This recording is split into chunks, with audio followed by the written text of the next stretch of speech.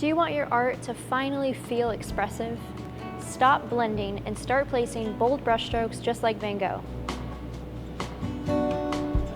I'll teach you his exact techniques, just like this, but kind of make it your own. My name is Milan, and I've been a professional artist for over 10 years.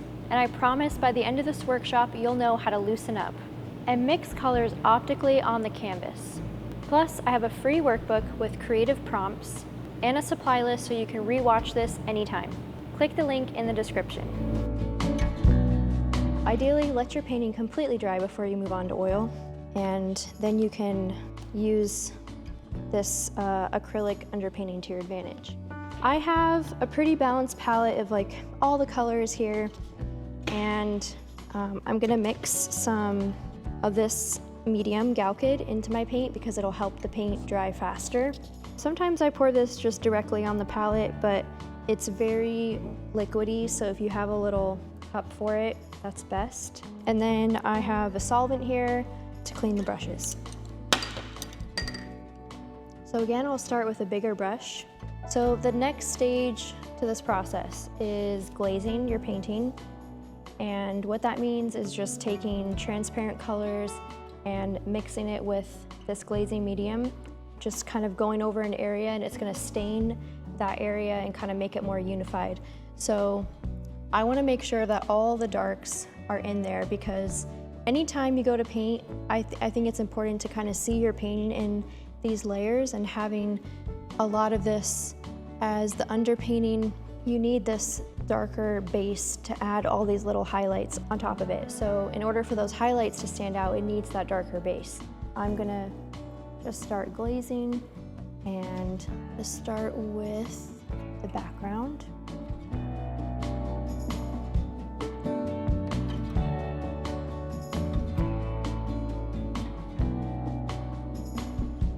So just a little bit of glazing has already helped the painting so much.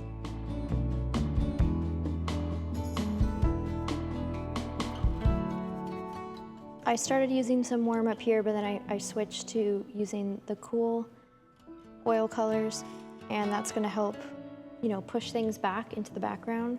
And I'm also just focusing on like thinking about the base of the trees. A lot of times your trees might feel like they're floating, and by adding a darker base to it, it's gonna ground them better. So this step is very important.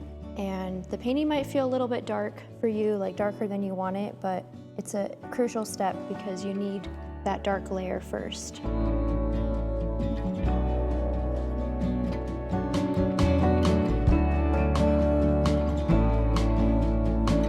Yeah, now I'm gonna switch to some brighter colors.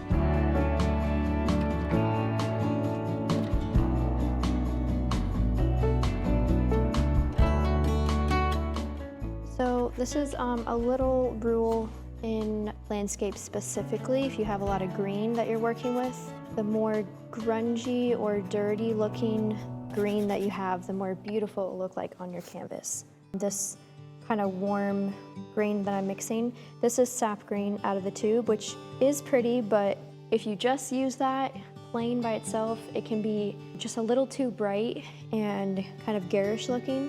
A little bit of a complementary color, so this burnt sienna that's kind of reddish mixed in creates a very beautiful kind of earthy green. That's just a little tip.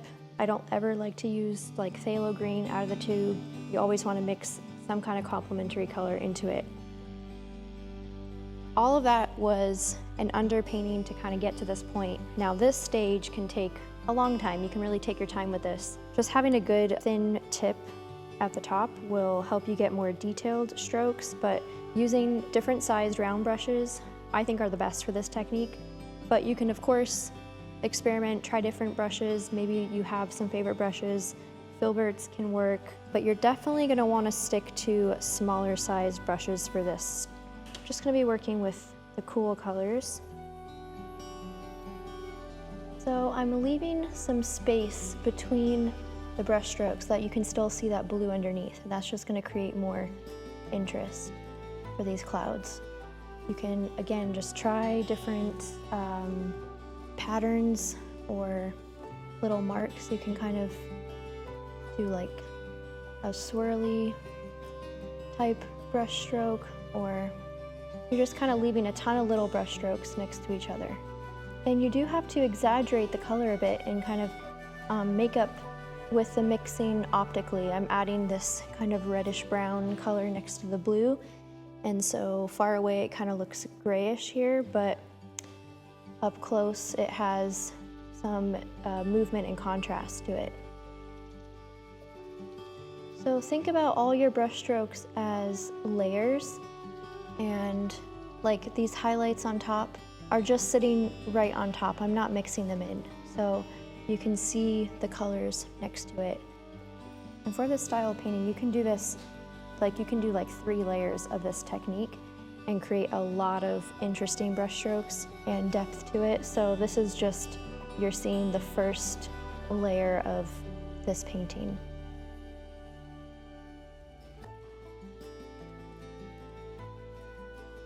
So right here you can really see how the glazing layer of that kind of burnt sienna color is helping me as I lay these kind of orange, yellow, opaque brush strokes on top. So it's not making the paint muddy. It was the perfect base to kind of create that more glowing effect or give it more contrast.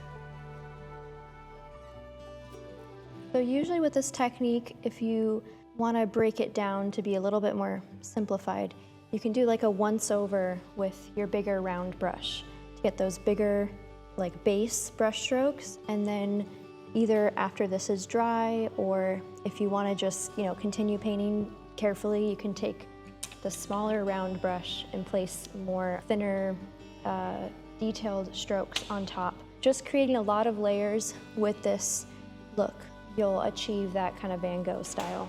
You might notice I'm mixing a tiny bit of Gogh into these opaque colors, and you don't have to do that, but depending on your paint, like mixing this in with the paint, I want the consistency to be a little bit thinner, but not too thin, because if you add too much of the Gogh, it'll start to get really milky, and you will not like that. It can make your colors muddy. So just be careful when you are mixing this into your opaque paint. But just adding a little bit is helping me apply these kind of thinner brush strokes.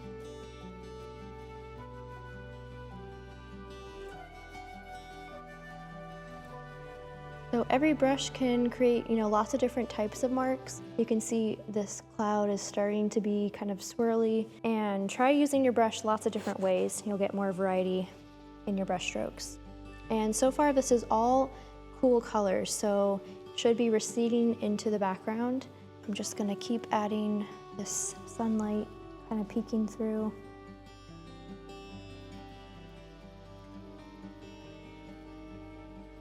So what I love about using our vivid oil paint is it's mixed with our fast drying white.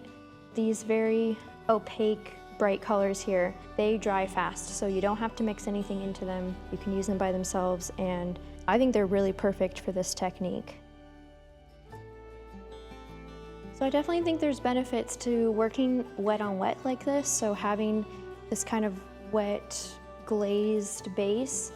Your brush strokes will blend a little bit into it, but it looks, you can still keep that really dramatic effect of layering these brush strokes on top, because it's not mixing into the color underneath, you're just placing it on top.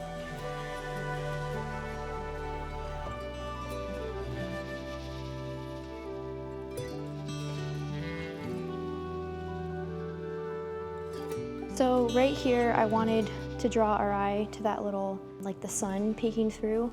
So adding little tiny brush strokes and lots of bright popping colors here is how I'm trying to do that. Any oil pastels will do. This is one of my favorite, well, this is my favorite brand I've tried, but I think this is one of the top quality oil pastels you can buy. Carandosh, and I have the big set here, so a lot of nice colors to work with, and I'll just show you quickly. So taking a big area like this that needs a lot of interesting brush strokes, you can start by doing pastels. You can also finish this technique, like after this whole thing's dry, then add pastels. You can use them at any point because these are oil. Yeah, they can mix nicely in with the colors that you have.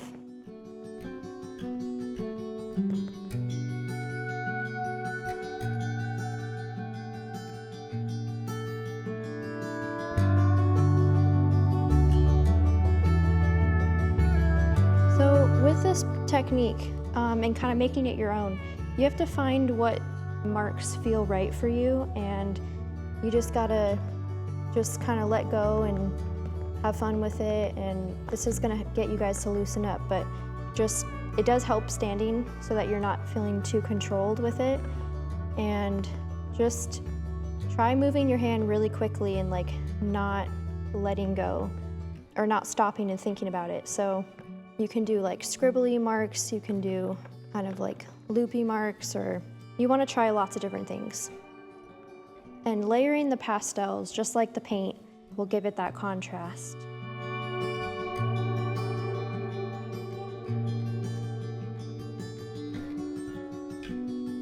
This is very important, to have your brush strokes and your pastel marks all going different directions and kind of going with the form or the movement that you want people to feel, basically, what makes sense with the painting.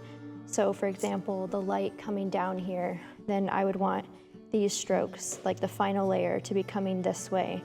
All this in the foreground is kind of, I think, makes sense to go straight up and down. If you want like a flat kind of feeling field that recedes, then you can do diagonal marks like this, so it feels a bit more flat. So just keep that in mind, add lots of variety. Sometimes you can like kind of just push down and stamp with your pastels. I think this area though really shows like how important it is to have that dark underneath so that your strokes on top will really come forward. And it just gives your painting more depth to it.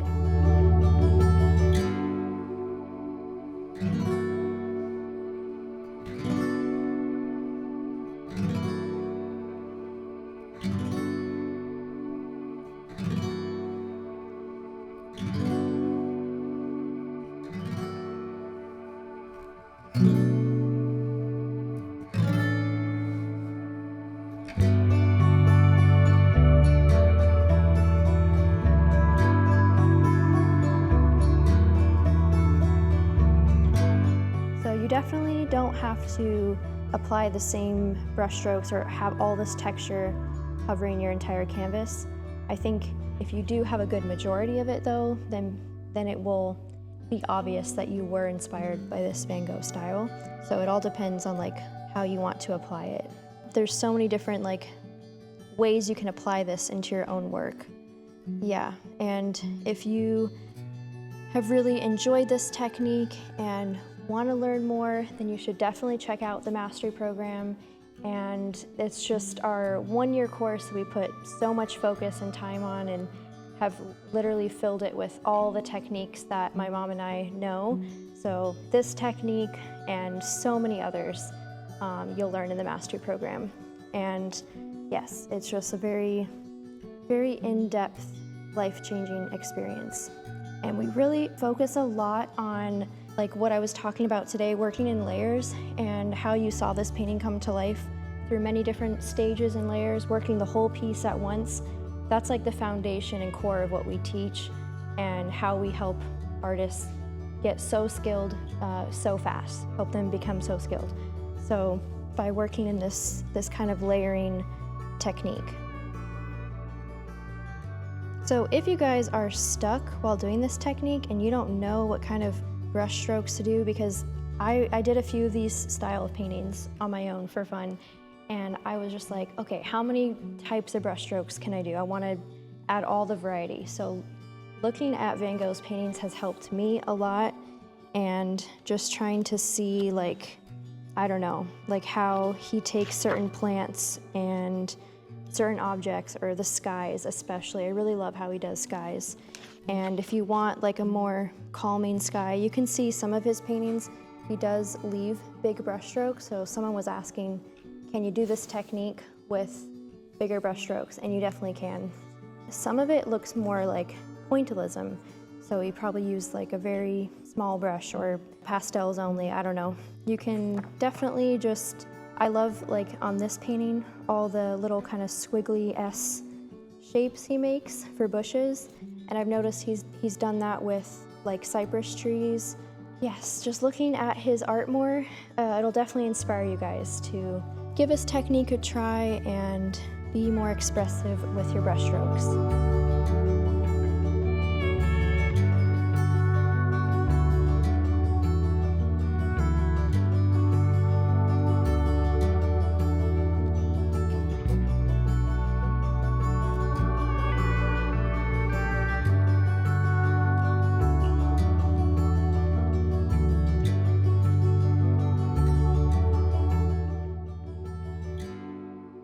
So now you've experienced just a small taste of what it feels like to paint with freedom and emotion. You've seen how just one new technique can completely shift your confidence on the canvas. Imagine what would happen if you did this with real mentorship, real community, and a full curriculum step by step. That's exactly why we created the Mastery Program. We take you step by step through drawing, oil painting, and mixed media techniques. We teach you how to create your own body of work and show you how to sell your artwork. If you're serious about developing your own unique voice and style, then you definitely should check out the Mastery Program. It's not just about painting, it's about stepping into the artist you're always meant to be.